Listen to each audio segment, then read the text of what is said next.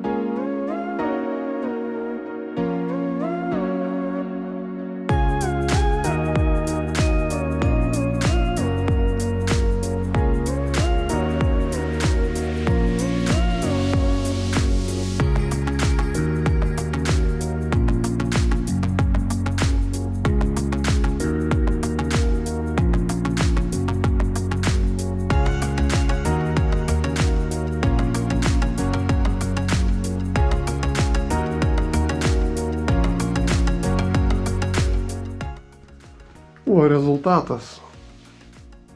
Kaip čia būtų galima įvardyti? Nežinau. Formos dingo, vaizdas dingo, atrodo tiesiog blynas su išpjautais ilgais kažkokiais š per vidurį. Ir nežinau, ką čia reikės daryti. Nežinau. Gal bandyti sumažinti tą blyną, bandyti uždengti tiesiog mažiau negu kad viską. Bet ką konkrečiai mažiau, kur mažiau, aš jau nežinau. Nes vaizdelis, tai švelniai tariant, tragiškas. Bandysim žiūrėti, ką čia galima padaryti, bet sunku pasakyti, reikės pasėdėti pagalvoti.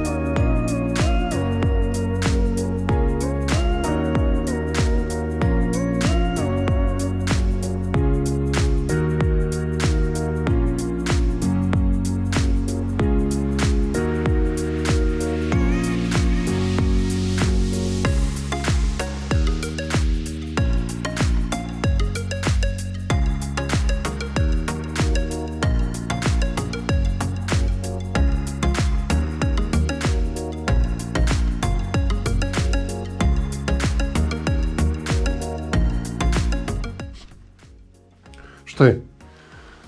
Dabar padariau tokį aliumininį intarpą. Šitoje vietoje su standinta briauna, pačioje tvirtinto varžteliais, nežinau, čia matosi, nesimato. Tam, kad jis būtų pakankamai tvirtas, kad būtų galima su juo kažką tai daryti, pasižiūrėjau amortizatoriai, ar praeina ar nepraeina, dabar yra toksai truputėlį čia privirinta nesąmonė. Planas dabar toks, kad išsilyginsiu paviršių su špaklium automobilinių skardų ir pabandysiu nupurkšti juodais dažais. Vien tam, kad pasižiūrėt, kaip jisai realiai atrodys lygus ir vientisos spalvos. Nes dabar toks visas banguotas, visas plemuotas, neaišku, gerai čia bus, negerai čia bus. Ir jeigu viskas tvarkoja, tada darysim antrą pusę ir centriuką. Ir žiūrėsim, kaip tai atrodo.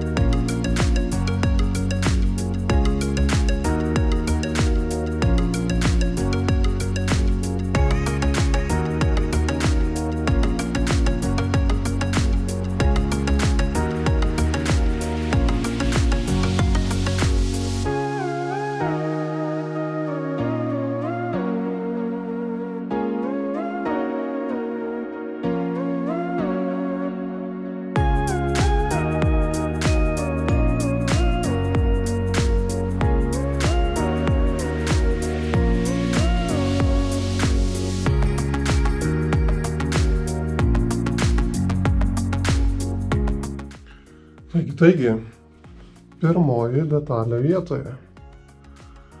Iš toliau atrodo ne taip labai ir blogai iš tikrųjų tie špakliavimai, ypač kai nudžiuvo. Dažai matiniai, dalykus paslepia. Per kamerą gal mažiau matosi, bet iš arti yra tokia visokia banguota, kaip žemėlapis. Pridėliota dalykų, bet iš principo vaizdas nėra labai blogas. Tai galvoju, gal čia visai viskas ir pasiteisins. Maždaug taip atrodytų.